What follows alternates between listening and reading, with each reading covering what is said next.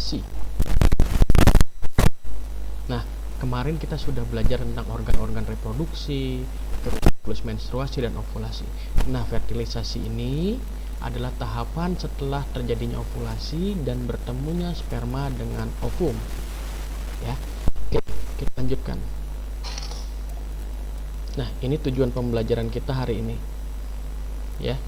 Tujuan pembelajaran kita yang pertama adalah kamu dapat mengidentifikasi faktor-faktor yang mempengaruhi fertilisasi. Yang kedua, kamu mampu menjelaskan struktur dan fungsi lapisan pada oosit sekunder. Yang ketiga, kamu mampu menjelaskan hasil diskusi mengenai proses fertilisasi.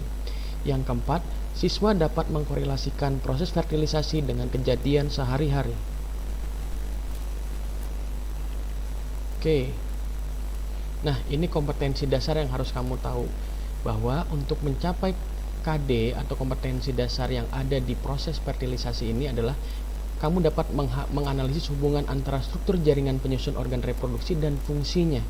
Nah, di sini kamu harus tahu korelasikan antara kemarin kita sudah belajar tentang organ reproduksi dan fungsinya dan juga bagaimana proses fertilisasi ini.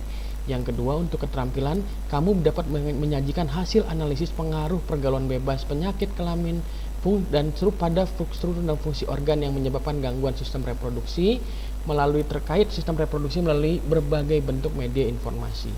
Oke, nah kita lanjut ke inti ya. Nah, ini adalah video nih. Nah, pada pertanyaannya, bagaimana cara sperma dapat menemukan sel telur yang berada di tuba falopi dan yang kanan dan yang kiri? Kita akan bahas ini nanti. Karena ada beberapa faktor-faktor yang mempengaruhi kenapa sperma tahu ada di tuba falopi kanan atau sperma tahu di tuba falopi kiri. Atau jangan-jangan sel telur dapat berbicara. Sperma aku di sini. Apakah itu terjadi? Kita lihat di bawahnya, oke? Nah, ini kita masuk ke definisi dari fertilisasi. Seperti Bapak bilang tadi, fertilisasi adalah masuknya spermatozoa ke dalam ovum atau disebut juga dengan pembuahan. Nah, setelah spermatozoa masuk ke ovum ya dan berhasil, dia akan menjadi tumbuh jadi individu baru. Ovum yang sudah dibuahi disebut dengan zigot. Nah, untuk Campbell sendiri, ini penulis buku biologi, dia berbicara bahwa fertilisasi merupakan peleburan antar inti sel telur. Artinya inti sel telur dan inti spermatozoa, bukan hanya spermatozoa bertemu dengan ovum saja. Nah, nanti akan menjadi zigot atau individu baru. Nah, sel gamet itu sperma dan sel telur menyatu selama fertilisasi atau pembuahan. Nah, dan juga gamet sel sperma dan sel telur ini adalah merupakan sel yang sangat terspesialisasi dihasilkan melalui proses peristiwa perkembangan yang kompleks dalam testis dan ovarium induk. Artinya gini, nak, untuk fertilisasi sendiri kita bisa tahu bahwa yang mempengaruhi adalah kematangan sperma dan ovum. Tanpa sperma dan ovum yang matang, atau sperma dapat bertahan hidup di dalam vagina dan juga dalam uterus wanita, itu artinya tidak akan terjadi fertilisasi yang baik. Nah, ini macam-macam fertilisasi. Yang pertama kita lihat bahwa ada fertilisasi yang namanya eksternal. Kenapa? Biasanya terjadi fertilisasi antara sperma dikeluarkan di luar tubuh dan ovum dikeluarkan di luar tubuh juga. Nah, nanti ovum akan mencari sperma dan akan membuahi. Itu disebut dengan fertilisasi eksternal. Jadi intinya adalah gamet-gametnya sel telur dan sel sperma dikeluarkan dari dalam tubuh sebelum fertilisasi. Ya. Nah, ini proses fertilisasi pada ikan. Jadi si bagian betina mengeluarkan sel telur, si laki-laki jantannya akan mengeluarkan sperma. Di dalam air ini sperma akan mengejar si sel telur, ya, terus dia akan membentuk individu baru. Nah, begitu juga dengan katak, ya. Katak juga sama. Pada saat katak melakukan yang namanya amplexus atau perkawinan, ya, si sel telur akan dikeluarkan dan dibuahi oleh si jantan. Nah, jantan ini ada di bagian atas. Pada saat sel telur keluar, sperma juga ikut keluar, sehingga proses fertilisasi terjadi. Nah, ini proses fertilisasi eksternal, ya. Nah, sebelum masuk ke yang lain, ini kita masuk ke dalam fungsi utama fertilisasi, ya. Nah, fungsi utama fertilisasi adalah fungsi reproduksi. Pada fungsi ini, fertilisasi memungkinkan terjadinya pemindahan unsur genetik dari orang tua atau induk. Jika pada proses pembentukan gamet terjadi reduksi itu artinya peleburan, unsur genetik diploid menjadi haploid, maka pada proses fertilisasi kemungkinan pemulihan kembali unsur genetik sehingga diperoleh individu normal 2. Jadi gini, sperma kita punya, manusia mempunyai 23 pasang kromosom. Begitu juga jantan dan betina. Sperma hanya membawa 23 atau sebagiannya saja atau bersifat haploid. Begitu juga dengan kromosom di ovum, dia hanya membawa 23 saja. Nah, pada saat terjadi peleburan atau reduksi, kembali menjadi 46 atau mendapatkan kromosom yang berpasang-pasangan sebanyak 23 pasang atau 46 kromosom. Ya. Nah, kita masuk ke fertilisasi internal. Nah, ini fertilisasi internal merupakan proses preproduksi yang proses pembuahannya terjadi dalam tubuh. Nah, ini kura-kura ya. Nah, spermanya dimasukkan ke dalam daerah reproduksi wanita dan kemudian disusul dengan fertilisasi. Nah, setelah pembuahan, telur ini membentuk membran fertilisasi untuk merintangi pemasukan sperma lebih lanjut. Nah, selain tadi fungsi utama fertilisasi sebagai reproduksi, ini juga ada fungsi utama fertilisasi untuk perkembangan.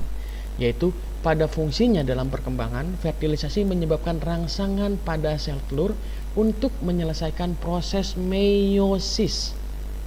Kemudian membentuk pronukleus betina dan melakukan zingami dengan membentuk pronukleus jantan. Dan akan membentuk zigot, akhirnya berkembang menjadi embrio dan fetus. Jadi fungsi perkembangannya ada di perkembangan embrio dan fetus. Ya. Nah, hal-hal apa saja sih yang mempengaruhi proses fertilisasi? Satu, yang pertama adalah kapasitasi spermatozoa dan pematangan spermatozoa. Nah, kapasitasi spermatozoa adalah tahapan awal sebelum fertilisasi. Ini tahapan paling penting, ya, karena sperma dikeluarkan dalam tubuh dalam bentuk fresh ejakulasi. Pada saat terjadi fresh ejakulasi belum dapat dikatakan fertil atau dapat membuahi ovum, belum terjadi kapasitasi. Jadi pematangan sperma ini yang penting. Selama dia tidak terkapasitasi, dia tidak bisa yang namanya membuahi sel telur.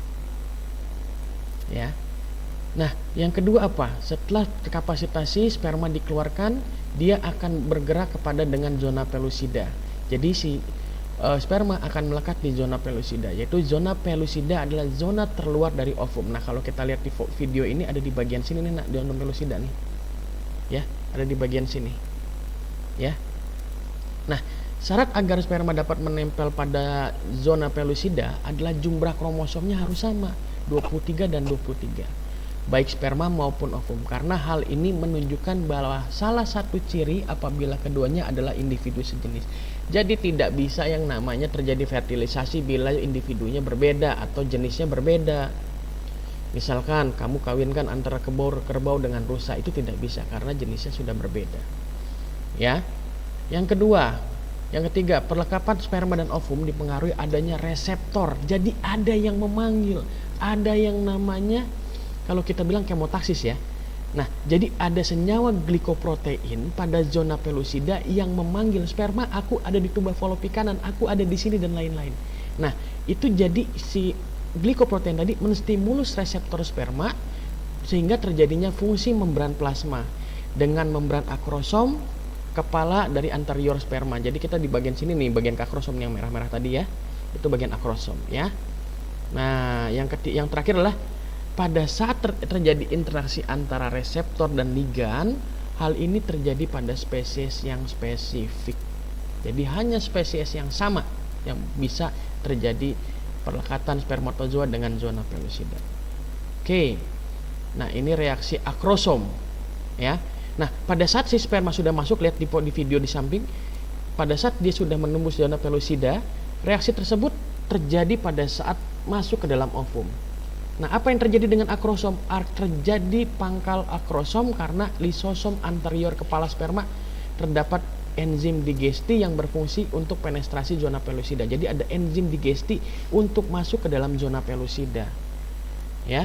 Jadi dia langsung tahu, oh ini akrosom. Nah, diaktifkan enzim tersebut supaya dia bisa masuk. Nah, ini terjadilah proses masuknya ya. Seperti itu. Yang ketiga adalah penetrasi pada zona pelosida. Pada saat sperma menembus zona pelosida, ditandai dengan jembatan dan membentuk protein aktin. Kemudian inti sperma dapat masuk. Ya, hal yang mempengaruhi keberhasilan proses inilah kekuatan ekor atau motilitas si sperma dan kombinasi enzim yang ada di akrosomal. Selama enzim itu baik dan bagus, dia bisa menembus si akrosom ini tadi. Nah, ini dia prosesnya ya. Prosesnya kamu bisa lihat, dia mau nembus dengan enzim tadi, dia bisa masuk ya. Nah, yang terakhir yang selanjutnya adalah reaksi zona. Jadi pada saat si sperma masuk, ada reaksi zona di sini ya. Reaksi itu adalah reaksi yang dikatalis oleh protease. Ada enzim protease yang mengubah struktur zona pelosida supaya dapat memblok sperma yang lain. Jadi pada saat sudah satu masuk, tidak boleh ada yang lain. Nah, protein protease ini akan membuat zona pelosida mengeras dan menghambat sperma yang lain bisa masuk. Jadi hanya satu sperma yang dapat membuahi ovum. Tidak boleh ada yang lain, ya. Seperti itu. Nah, ini adalah proses di mana pada saat si kepalanya si sperma tadi, inti sel sperma dengan inti ovum ini bertemu. Ya, ini pronukleus pronukleus dari perempuan bertemu dengan si tadi inti sperma, dia melebur jadi satu, mereduksi, membentuk yang namanya zigot. Ya, ini prosesnya. Nah, tadi kita sudah bahas bagaimana masuknya. Tadi kita juga bahas bahwa ada enzim-enzim yang berpengaruh dalam proses tersebut. Nah, enzim apa saja sih? Yang pertama, untuk sperma ada namanya enzim hyaluronidase. Hyaluronidase ini adalah suatu enzim yang dapat melarutkan senyawa hyaluronid pada korona radiata. Jadi bagian terluar tadi korona radiata tadi itu akan dilarutkan oleh si enzim yang ada di bagian sperma tadi. Yang kedua ada namanya akrosin. Akrosin ini adalah suatu enzim protease yang dapat menghancurkan senyawa glikoprotein pada zona pelosida. Nah, yang ketiga, yang keempat adalah antivertizilin. Nah, antivertizilin ini adalah antigen terdapat pada oosit sekunder sehingga sperma dapat melekat pada oosit sekunder. Ya. Nah, yang selanjutnya si oosit punya apa? Nah, ternyata oosit itu punya vertizilin. Nah, vertizilin ini senyawa glikoprotein yang kita bilang tadi. Kenapa sperma bisa tahu ya ovum ada di situ? Nah, tadi bahwa vertizilin ini yang akan mengaktifkan sperma agar bergerak cepat, menarik sperma secara kemotaksis positif dan mengumpulkan sperma ke sekeliling oosit sekundernya. Jadi dia yang memanggil, "Hei, sperma aku di sini," tapi nggak manggil, dikasih dulu enzim vertizilin. Nah, si sperma akan membaca, "Oh, ini ada bahan kimia vertizilin nih, berarti dia ada di sana nih." Nah, seperti itulah nama chemistry dari si sperma dan ovum ya sebelum bertemu. Nah, ini setelah itu pada saat terjadi sudah zigot, nah yang kamu harus tahu adalah terjadinya perkembangan embrio. Nah, ini proses perkembangan embrio nih. Ya. Jadi dalam kurang lebih dari 24 jam setelah fertilisasi, zigot akan mengalami proses pembelahan atau cleavage. Nah, cleavage ada di samping tuh ya. Mula-mula zigot membelah menjadi beberapa buah sel menyerupai buah arbe dan morula. Nah, ini sudah mulai memiliki kranial dan ini pembentuk organ otak, dan ini adalah pembentuk organ tulang belakang ya. Nah, setelah menjadi morula terus membelah hingga membentuk namanya blastosol. Pada fase ini disebut blastula. Blastula akan menempel dan implantasi endometrium ya, dan akan membentuk nanti gastula. Nah, inilah proses fertilisasi pada manusia. Oke anak-anakku, itu saja yang bisa Bapak bisa sampaikan. Jangan lupa ya, LKPD-nya dikerjakan. Karena hal itu untuk menambah pengetahuan kamu dan juga menambah cara berpikir kamu untuk lebih dalam lagi. Sekian dari Bapak, terima kasih buat hari ini. Jangan lupa besok kita ketemu lagi dan di lain waktu. Dan jangan lupa persiapkan diri kamu untuk ujian ulangan harian. Terima kasih, akhir kata wassalamualaikum warahmatullahi wabarakatuh. See you next time, bye.